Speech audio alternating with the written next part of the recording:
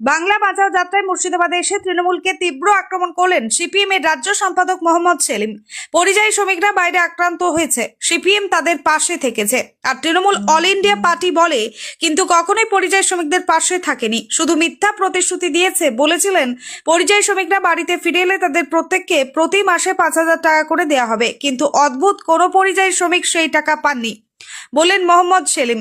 এছাড়াও পরিযায়ী শ্রমিককে নিয়ে তৃণমূলের দ্বিচারিতা প্রসঙ্গে মোহাম্মদ সেলিম জানান, জলঙ্গির মিঠুন মণ্ডলকে কেরালায় কাজ করতে গিয়েছিলেন।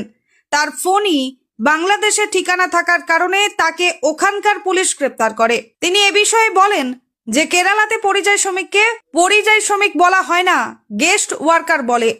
তিনি এ বিষয়ে বলেন, এই ঘটনা জানার পর আমরা কেরালাতে যোগাযোগ করি, আইনজীবীদের শরণাপন্ন হই। তার বাড়ির লোকেরাও আমাদের সঙ্গে 7 দিন, তারপর সেখান থেকে তার জামিন হয় এবং পরবর্তীতে সেই কেস উঠে যায়। নির্বাচন তো দেরি আছে, কিন্তু তুমি ব্যাপারটা মসজিদ বা মন্দিরে, তারপর তুমি নির্বাচন তুললে কেন? তার মানে হয় এটাকে নির্বাচনকে মাথায় রেখেই রাজনীতি হয়। এটা 1990 দশক থেকে 90 সাল থেকে শুরু হয়েছিল, যেখানে আরএসএস বিজেপি বাবরি মসজিদকে ভেঙে রাম মন্দির তৈরি করবে বলে করসেবা শুরু করেছিল, মানুষের ধর্মীয় আবেগকে বিশ্বাসকে ব্যবহার করে। আমরা মনে করি কোনো সরকার বা কোনো রাজনৈতিক দলের এটা কাজ নয়। যে ধর্ম পালন করে সংবিধান অনুযায়ী সেই ধর্মের মানুষের নিজস্ব ধর্ম পালন করা, ধর্ম প্রচার করা, ধর্মীয় প্রতিষ্ঠান গড়ে তোলার অধিকার আছে। আমরা প্রথম থেকেই বলেছি, সিপিআইএমই প্রথম বলেছে, এজন্য কেরালা সরকার অ্যাসেম্বলিতে রেজলিউশন নিয়েছে, তার বিরুদ্ধে কোর্টে গিয়েছে, আমরা ইন্ডিয়া ব্লক কোর্টে গিয়েছি।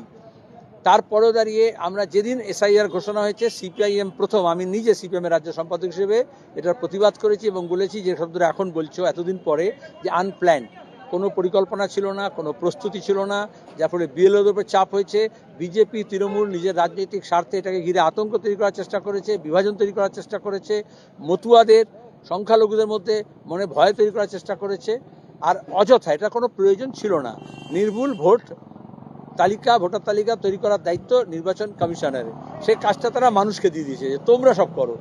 আমরা সিপিআইএম কোচবিহার থেকে চলতে চলতে এখন এটা গোটা বাংলার মানুষের যাত্রায় পরিণত হয়েছে। যেখানে যাচ্ছি দেখছো 1 ঘন্টা 1.5 ঘন্টা 2 ঘন্টা লেট হচ্ছে, সকাল থেকে বিকেল পর্যন্ত যেতে যেতে। এখন এর শেষ হয়নি, এখন এরপরে কর্মসূচি আছে, মানুষ অপেক্ষা করছে, তাতেই আমাদের যেতে হবে। শীতের রাত্রি, যতটা আমরা ভেবেছিলাম তার থেকে বেশি সাফল্য এসছে। তরুণ প্রজন্মের ছেলেমেয়েরা, বয়স্ক মানুষ, মহিলা, সব অংশে মানুষ অংশগ্রহণ হচ্ছে। কারণ বাংলা বাঁচাও মানে তো আসলে মানুষকে বাঁচাও, মানুষের জীবন জীবিকা বাঁচাও, তার ঘর বাড়ি বাঁচাও, সেই পরিবেশকে বাঁচাও, তার কৃষি জমিকে বাঁচাও, তার ফসলকে বাঁচাও, তার ফসলের দামের জন্য